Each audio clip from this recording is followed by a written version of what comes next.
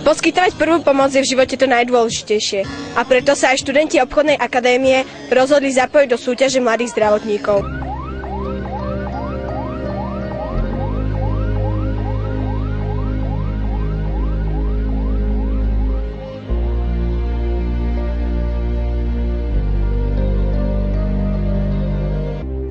Můj čas je pouhé prozatím.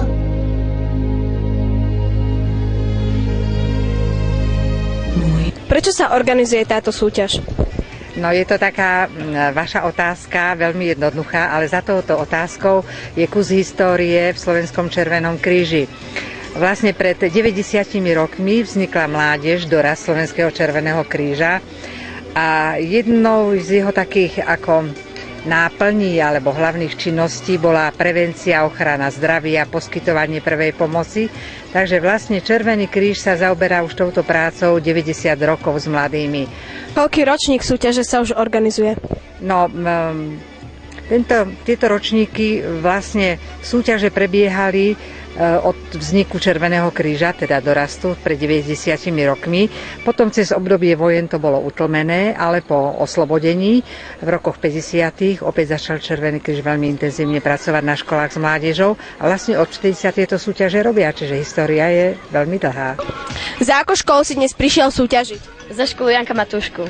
Prečo si prišiel na túto súťaž? Aby som reprezentoval našu školu a aby som sa niečo nové naučil. Prišiel súťažiť za obchodnú akadémiu.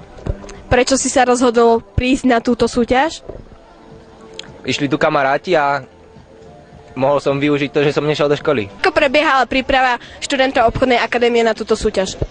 Tak aby som prípravu zhrnul, tak skôr do jedného dňa bolo také troška hektickejšie.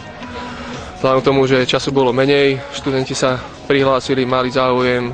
Myslím si, že v tom jednom dni sme stihli prebrať v podstate to, čo bolo treba. Uvidíme už iba, aký bude výsledok, ako sa chovajú sa v tých daných situáciách.